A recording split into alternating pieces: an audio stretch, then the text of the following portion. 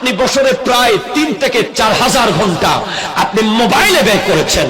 আপনি হাসরের মাঠে যখন দাঁড়াবেন তখন তো আপনাকে বলা হবে লা তাজুলু কদমা আবদিন হাত্তা ইউসআলা, বান্দার কদম এক চুল সামনে যাবে না 5টা প্রশ্নের উত্তর না দিয়ে। আন উমারিহি ফিমা আফনাহু, তোমার হায়াত তুমি কোন কাজে ব্যয় করেছো তোমাকে জিজ্ঞেস করা হবে। কবরে যখন যাবেন মুনকার নাকিরের আগে একজন ফেরেশতা এসে যাবে যার নাম রোমন ফেরেশতা, হযরতে আব্দুল্লাহ ইবনে সালাম রাদিয়াল্লাহু তাআলা আন নবীজিকে জিজ্ঞেস করছেন। কিতাবের নাম দাকায়েকুল আখবার, লিখেছেন ইমাম গজালি। বলে ইয়া রাসূলুল্লাহ, কবরে কি মুনকার নকিরের আগে কোন ফেরেশতা কি আসবে? নবী বলছেন হ্যাঁ আসবে, যার নাম হবে রোমন। কি কাজ হবে তার? সে তোমাকে তুলবে, বসাবে, বসার পরে বলবে উকতুব আমালাক, তোমার জীবনের আমলগুলো, তোমার আমলগুলো যা তুমি করেছো সব লিখতে থাকো, লিখতে থাকো। তুমি বলবে কলম কই পাবো? সে বলবে আঙ্গুলকে কলম বানা। তুমি বলবে কালি কোথায় পাবো? সে বলবে মুখের থুতুকে কালি বানা। তুমি বলবে কাগজ কোথায় পাবো? সে বলবে কাফনের কাপড়কে কাগজ বানা। তুমি বলবে ও ফেরেশতা, আমি তো জীবনে বাজারের লিস্টটা কোনোদিন লিখি নাই। আমার মাকে বলতাম মেসেঞ্জারে পাঠিয়ে দাও, হোয়াটসঅ্যাপে লিখে দাও। আমি তো পরীক্ষার হলে কোনোদিন ভালো করে 3 ঘন্টা লিখি নাই।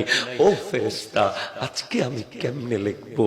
তোমার প্রত্যেকটা মুহূর্ত তুমি যা যা করছো প্রত্যেকটা মুহূর্ত তোমাকে লিখে দিতে হবে, তোমাকে লিখে দিতে হবে। 4 ঘন্টা করে যারা ইউনিভার্সিটিতে পরীক্ষা দেয় তাদেরকে জিজ্ঞেস করিও, হাতের মধ্যে ব্যথা হয়ে যায়, হাতের জট পড়ে যায়।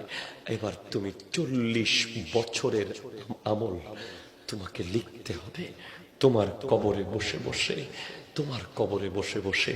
কিন্তু যেই মুহূর্তগুলো তুমি কোরআনের জন্য কাটিয়েছো, যেই মুহূর্ত নবীর দরুদ পড়ে পড়ে কাটিয়েছো, যেই মুহূর্ত আল্লাহর জিকির করে করে কাটিয়েছো, যেই মুহূর্ত তুমি আল্লাহর ধ্যানে মগ্ন ছিলে, যেই মুহূর্তগুলো তুমি মসজিদের ভিতরে কাটিয়ে দিয়েছিলে, সেগুলো লিখবে চোখের পলকে। তুমি কেন জীবনের মূল্যবান সময় আজকে স্মার্টফোনে শেষ করে দিচ্ছ? তুমি চট্টগ্রাম মেডিকেলের আইসিইউতে গিয়ে ওই নিঃশ্বাস যাচ্ছে আর আসতেছে এমন একজনকে জিজ্ঞেস করো না কি চান? স্মার্টফোন চান? বলবেন না। 10 তলা বাড়ি চান? না। একটু 5 স্টার হোটেলে খাবার চান? না। বলে 1 ওয়াক্ত নামাজ পড়ার সুযোগ চাই, আল্লাহর কাছে শেষবার ক্ষমা চাইতে পারি না। আইসিইউতে আসার সময় বুঝতে পারি নাই যে আমাকে চলে আসতে হবে। আজকে এই স্মার্টফোনের মাধ্যমে কত মানুষের কলিজা চুরমার করে দিচ্ছে আমরা একজন আরেকজনের। মেসেঞ্জারে আমি আপনাকে একটা লেখা লিখে দিয়েছি, আপনি সেটা স্ক্রিনশট রেখে আরেকজনকে দিয়ে দিয়েছেন। আমি আপনার সাথে একটু ভালোবেসে 2টা কথা বলেছি, আপনি রেকর্ড করে সেটা অন্যজনকে শুনিয়ে দিয়েছেন। আমি আপনাকে বিশ্বাস করে 2-4টা কথা বলেছি, আপনি সেটা কেটে ছেটে ফেসবুকে ছেড়ে দিয়েছেন। এভাবে কত মিসইউজ এই স্মার্টফোনের হচ্ছে। শুধু তাই না, এই স্মার্টফোনের ভিতরে শত শত গীবত, শত শত গালি, ঠিক কিনা বলেন না? আছে না নাই? এই মোবাইল আসার আগে বয়সে 1 দিনের বড় হলেও তাকে নিয়ে একটা ব্যাড কমেন্ট করার সাহস কেউ করে নাই, ঠিক কিনা? আদবের একটা পর্দা ছিল। লিকুল্লি দীনিন খুলুকুন ওয়া খুলুকুল ইসলামি আল হায়া, প্রত্যেক ধর্মের একটা স্বভাব আছে, ইসলাম ধর্মের স্বভাব হলো লজ্জা, ঠিক কিনা বলেন? স্মার্টফোন আসার পর থেকে লজ্জা চলে গেছে, লজ্জা চলে গেছে।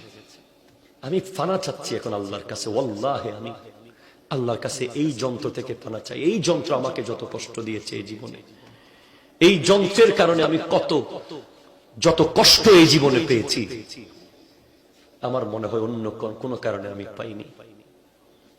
মন ভরে কথা বলতে পারি না, কত কথা বলতে মন চায়, কত কিছু বলতে মন চায় মাহফিলগুলোতে, লাইভ কতগুলো থাকে, সেজন্য মন খুলে কথা বলতে পারি না। কারণ আমি বলেছি তোমরা গরু, তোমরা ছাগল, তোমরা মহিষ পালন করবে, কিন্তু আমার বক্তব্য এসেছে তোমরা গরু, তোমরা ছাগল, তোমরা মহিষ। হুজুর সবাইকে গরু ছাগল বলে চলে আসছে, এরকম বক্তব্য এসে যায়। সেজন্য বড় কষ্ট। এই জীবনে স্মার্টফোন যত শান্তি আমাদেরকে দিয়েছে তার চেয়ে কোটি গুণ কষ্ট আমাদেরকে দিয়েছে।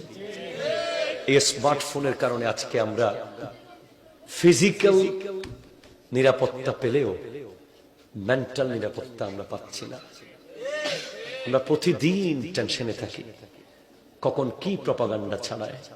আজকে আমার আওলাদে রাসূল, আমার নবীর আওলাদ, আমার প্রাণপ্রিয় মুর্শিদ করিমকে নিয়ে কত আজকে বিভিন্ন জায়গায় বিভিন্ন বিষয়।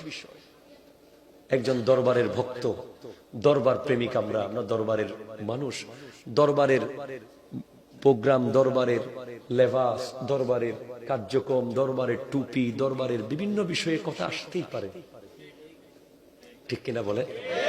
যেগুলো আমরা দরবারীদের জন্য বলেছি, কিন্তু সেগুলোকে নিয়ে কত প্রপাগান্ডা, কত তিলকে তাল। সেজন্য বলছি দুনিয়া দুই দিনের, ঠিক কিনা বলেন না? কারো মনে কষ্ট দিয়ে কেউ কোনোদিন সুখী হতে পারেনি, কাউকে আঘাত দিয়ে কেউ কোনোদিন সুখী হতে পারেনি।